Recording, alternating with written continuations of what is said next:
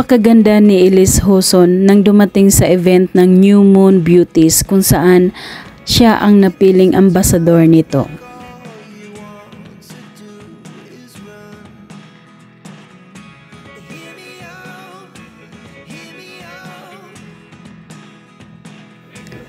Naka-pink ng kasuotan si Elise, ganun din ang kulay ng kanyang bandana habang naglalakad dito papuntang stage.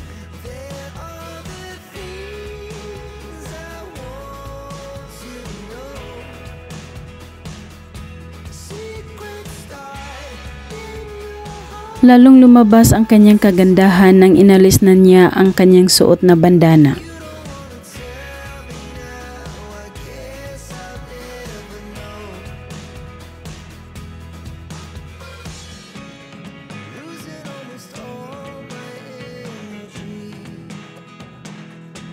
Tinanong si Elise ng isang press kung ano pa ang dapat i-improve pagdating sa self-care. Usual skincare sa face, hindi nalilimutan.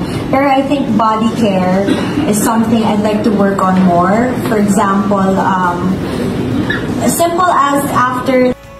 At ayon pa sa kanya, mas hindi makakalimutan ang pag-aalaga sa mukha kaysa katawan. Kaya dapat i-improve niya ang kanyang pag-aalaga sa body niya ngayon.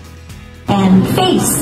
So yun yung naisip kong mas kailangan ng alaga pa. The body needs a lot of care.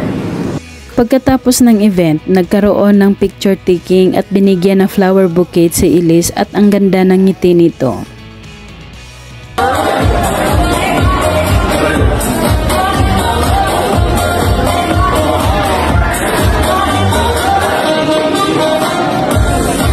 Dumating ang mag-ina na napaka-cute na sina Elise at Feliz sa Star Magic Mama Day event.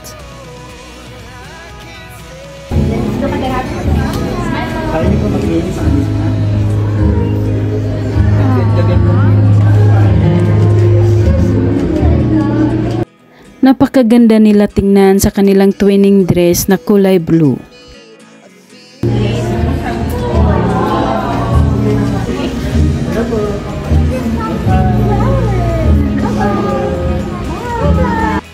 Natutuwa si Feliz sa kanyang mga nakitang sunflowers na dekorasyon at habang naglalakad sa hallway ay nag-appear ang mag-ina.